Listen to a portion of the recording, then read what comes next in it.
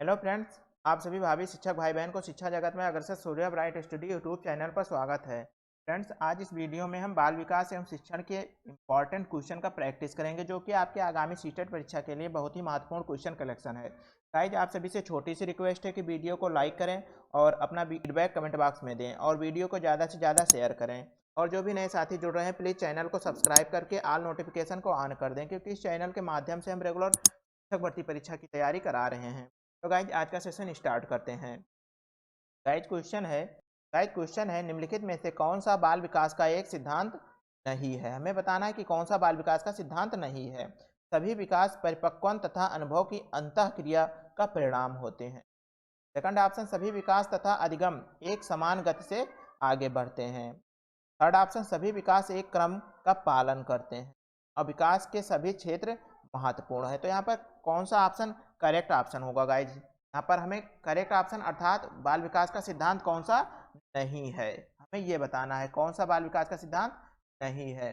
क्योंकि यहाँ पर सभी विकास परिपक्वन तथा अनुभव की अंतःक्रिया का परिणाम होते हैं। बिल्कुल, ये भी विकास का एक सिद्धांत है, क्योंकि परिपक्वन और अनुभव के आधार पर ही विकास क्रिया संचालित होती है। तो यहाँ पर करेक्ट होगा, और क्योंकि नहीं कहा गया तो ऑप्शन फर्स्ट होगा नहीं। और सभी विकास तथा अधिगम एक समान गति से आगे बढ़ते हैं। एक समान गति से आगे सभी विकास नहीं होते हैं गाइज, का गति अलग अलग होता है। विकास भी और अधिगम भी अलग अलग गति से होता है, और प्रत्येक व्यक्ति की व्यक्तिक विभिन्नता के कारण प्रत्येक व्यक्ति की अलग अलग तरीके से होता है। तो यहाँ पर हमारा करेक्ट ऑप्शन, क्योंकि ये विकास का एक सिद्धांत नहीं है और यहाँ पर नहीं कहा गया है कि सिद्धांत नहीं है, तो नहीं कहने के कारण ऑप्शन हमारा सेकंड करेक्ट ऑप्शन हो जाएगा। सभी विकास एक क्रम का पालन करते हैं। बिल्कुल, सभी विकास एक क्रम, हर एक विकास का एक क्रम होता है, उस क्रम के आधार पर ही विकास संचालित होती है, विकास होता है। और फोर्थ ऑप्शन, विकास के सभी क्षेत्र महत्वपूर्ण, बहुत ही महत्वपूर्ण होते हैं। तो यहाँ पर correct option option number second हो जाएगा। नेक्स्ट क्वेश्चन है गाइज, निम्नलिखित में से कौन सा आकलन करने का सर्वाधिक उपयुक्त तरीका है। आकलन अर्थात मूल्यांकन का एक सर्वाधिक उपयुक्त तरीका है, मूल्यांकन का ही एक भाग है आकलन। तो फर्स्ट ऑप्शन है, आकलन एक शैक्षणिक सत्र में 2 बार करना चाहिए, शुरू में और अंत में। सेकंड ऑप्शन है, आकलन शिक्षण के द्वारा नहीं बल्कि किसी बाह्य एजेंसी के द्वारा कराना चाहिए। और थर्ड ऑप्शन, आकलन सत्र की समाप्ति पर करना चाहिए। फोर्थ ऑप्शन, आकलन शिक्षण अधिगम में अंतर्निहित प्रक्रिया है। तो यहाँ पर करेक्ट ऑप्शन क्या होगा गाइज? यहाँ पर फर्स्ट ऑप्शन क्या कह रहा है, आकलन शैक्षिक सत्र में 2 बार करानी चाहिए। ऐसा नहीं है गाइज, 2 बार करने से क्या मूल्यांकन हो सकता है बच्चों का कि बच्चे का परफॉर्मेंस किस प्रकार से है? बिल्कुल नहीं हो सकता। आकलन शिक्षण के द्वारा नहीं बल्कि किसी एजेंसी, क्या जरूरत आ गई गाइज? यहाँ पर हम बच्चों के प्राथमिक के बच्चों को आकलन कर रहे हैं, किसी एजेंसी को बैठा देंगे। थर्ड ऑप्शन, आकलन सत्र की समाप्ति पर करना चाहिए। बिल्कुल नहीं, यहाँ पर ऑप्शन फोर्थ हमारा करेक्ट ऑप्शन हो जाएगा।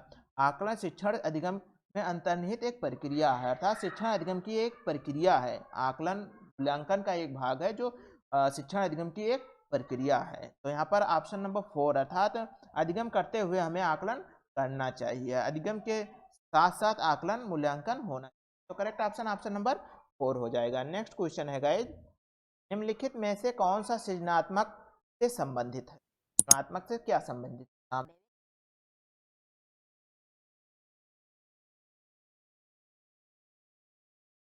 सामवेगिक चिंतन, अहंगवादी चिंतन, अपसारी चिंतन और अभिसारी चिंतन। तो यहाँ पर सृजनात्मक से क्या संबंध है गाइज? क्योंकि यहाँ पर हम जानते हैं ये अपसारी चिंतन अर्थात डाइवर्जेंट थिंकिंग। इसमें क्या होता है, डाइवर्जेंट थिंकिंग अर्थात यहाँ पर बच्चे अपनी विचारों को खुलकर सोचते हैं, ओपन इंडेड यहाँ पर होता है। मतलब यहाँ पर किसी भी चीज को सोचने की कोई एक निश्चित दायरा नहीं होता है, जबकि अपसारी चिंतन में एक दायरा हो जाता है। तो यहाँ पर करेक्ट ऑप्शन तो हमारा थर्ड ऑप्शन हो जाएगा, अपसारी चिंतन। बच्चों के अंदर कौन सा सृजनात्मक, बच्चों के अंदर अपसारी चिंतन होता है। नेक्स्ट क्वेश्चन देखते हैं गाइज, बच्चों के बारे में निम्नलिखित कथनों में से किस कथन से वाइगोत्स्की का सहमत होते हैं। वाइगोत्स्की साहब सहमत हैं किस कथन? बच्चों के चिंतन को तब समझा जा सकता है जब प्रयोगशाला में पशुओं पर प्रयोग किए जाए। पशुओं पर प्रयोग किया जाएगा तो हम बच्चों के कथन के बारे में समझ सकते हैं। ऐसा वाइगोत्स्की साहब का बिल्कुल नहीं, विचार उनका नहीं था। बच्चे जन्म से शैतान होते हैं और उन्हें दंड देकर नियंत्रित किया जाना चाहिए। बिल्कुल नहीं, ये भी नहीं होगा। बच्चे वो वयस्कों और समवयस्कों के साथ सामाजिक और अंतःक्रियाओं के माध्यम से सीखते हैं। बच्चे तब सीखते हैं जब उनके लिए आकर्षक पुरस्कार निर्धारित किया जाता है। तो पुरस्कार का बात वाइगोत्स्की जी ने नहीं किया है। यहाँ पर वाइगोत्स्की के अनुसार जो बच्चे का सामाजिक विकास, भाषा विकास जो होता है वो समवयस्कों और वयस्कों के द्वारा सामाजिक अंतःक्रिया के माध्यम से होता है। समाज के द्वारा बच्चे सीखते हैं। तो वाइगोत्स्की के अनुसार हमारा करेक्ट ऑप्शन हो जाएगा option number 3। Okay guys, next question है गाइज, बच्चे पीते बर्तन के समान होते हैं, बड़ों के द्वारा दिया गया ज्ञान भरा जाता है।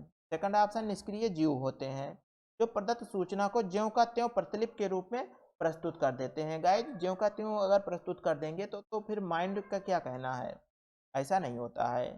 थर्ड ऑप्शन, जिज्ञासु प्राणी होते हैं जो अपने चारों ओर जगत को भोगने के लिए अपने ही तर्कों पर क्षमताओं का प्रयोग करते हैं। तो यहाँ पर अपने ही तर्कों का उपयोग करते हैं। फोर्थ ऑप्शन क्या कह रहा है, चिंतन में वयस्कों की भांति होते हैं। बिल्कुल क्या गाइज, वयस्कों की भांति चिंतन में होते हैं? बिल्कुल नहीं होते। और ज्यों का ज्यों बड़े होते हैं उनके चिंतन में गुणात्मक वृद्धि होती है। यहाँ पर गाइज हमारा करेक्ट ऑप्शन क्या हो जाएगा, ऑप्शन नंबर 3 हो जाएगा। बच्चे क्या होते हैं, तो जिज्ञासु प्राणी होते हैं। बच्चे जिज्ञासु प्राणी होते हैं जो अपने चारों ओर जगत को भोगते हैं, अर्थात जो जगत संसार में जो हो रहा है उसे सीखते हैं, उसी के अनुसार करते हैं और अपने तर्कों और क्षमताओं का उपयोग करते हैं। तो यहाँ पर बच्चे ऑप्शन नंबर 3 करेक्ट हो जाएगा।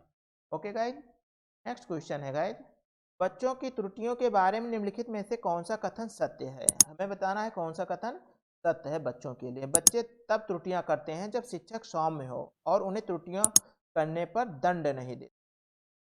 सेकंड ऑप्शन है, बच्चों की त्रुटियां शिक्षक के लिए महत्वहीन है और उसे चाहिए कि उन्हें काट दें और उन पर अधिक ध्यान ना दें। थर्ड ऑप्शन, असावधानी के कारण बच्चे त्रुटियां करते हैं।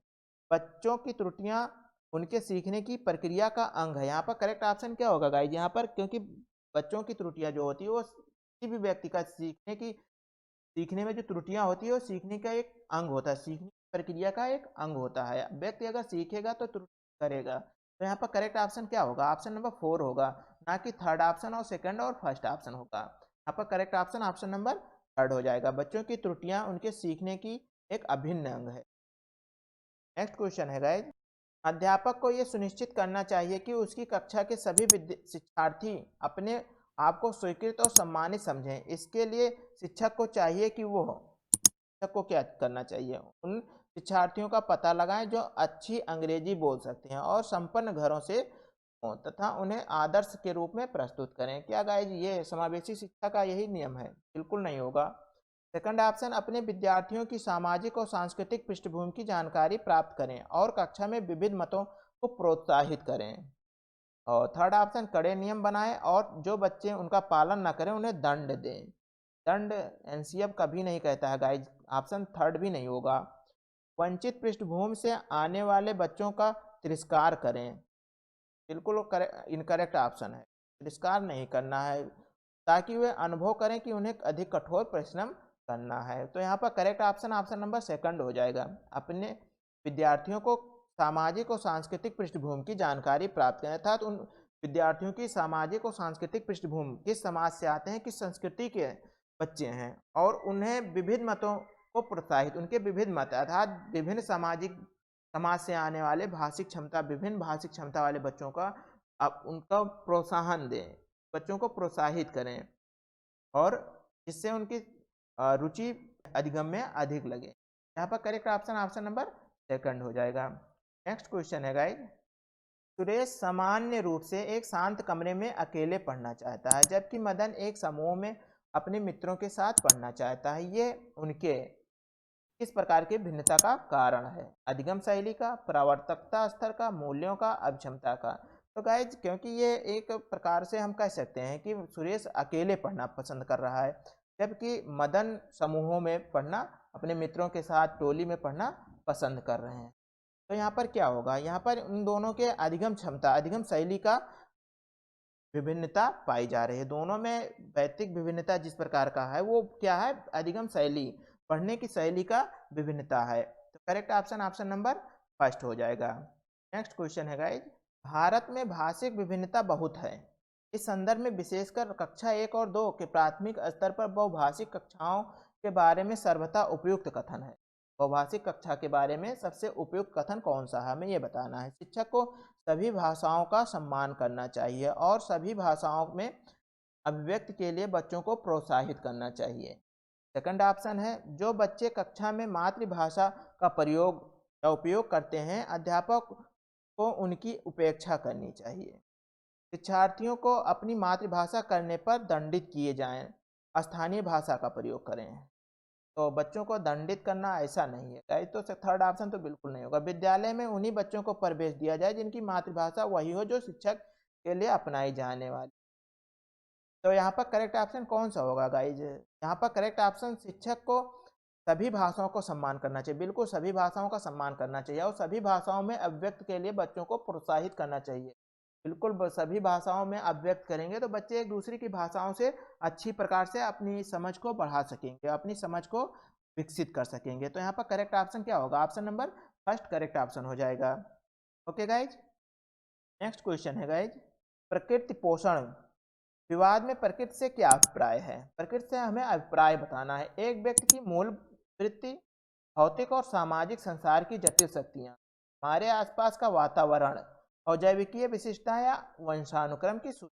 तो यहाँ पर करेक्ट ऑप्शन क्या हो जाएगा गाइज? यहाँ पर करेक्ट ऑप्शन हमारा हो जाएगा ऑप्शन नंबर 4, जैविकीय विशिष्टताएं व वंशानुक्रम की सूचनाएं।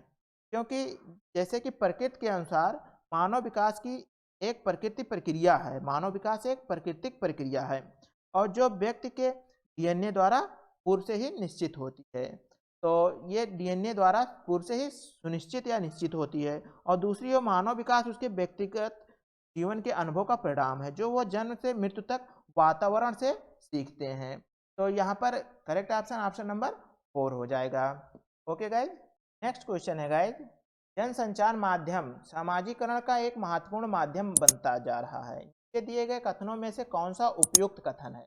संचार माध्यमों की पहुंच बढ़ रही है और जनसंचार माध्यम अभिवृत्तियों, मूल्यों और विश्वासों को प्रभावित करता है। सेकंड ऑप्शन, बच्चे संचार माध्यम के साथ प्रत्यक्ष रूप से अंतःक्रिया नहीं कर सकते। और थर्ड ऑप्शन है, संचार माध्यम के पदार्थों के विज्ञापन और विक्रय के लिए एक अच्छा माध्यम। और समाजीकरण केवल माता पिता और परिवार के द्वारा किया जाता है, केवल ऐसा नहीं है गाइज, समाजीकरण केवल माता पिता और परिवार के द्वारा किया जाता है ऐसा नहीं। तो यहाँ पर करेक्ट ऑप्शन क्या हो जाएगा गाइज? यहाँ पर correct option option number first होगा, जनसंचार माध्यमों की पहुंच बढ़ रही है और जनसंचार माध्यम अभिवृत्ति, मूल्यों और विश्वासों को प्रभावित कर रहा है। बिल्कुल प्रभावित कर रहा है, मूल्यों को, अभिवृत्ति को, विश्वास, लोगों के विश्वासों को प्रभावित कर रहा है। तो यहाँ पर correct option option number first हो जाएगा। क्योंकि शिक्षण के संदर्भ में जो मीडिया संचार के एक प्राथमिक स्रोत के रूप में कार्य कर रहा है, जो छात्रों, शिक्षकों, स्कूलों की बड़ी संख्या में एक दूसरे से जोड़ता है। तो यहाँ पर correct option option number first होगा। नेक्स्ट क्वेश्चन है गाइज, बच्चे किस प्रकार से सीखते हैं? नीचे दिए गए कथनों में से कौन सा इस प्रश्न के विषय में सही नहीं है? हमें बताना है कौन सा सही नहीं है।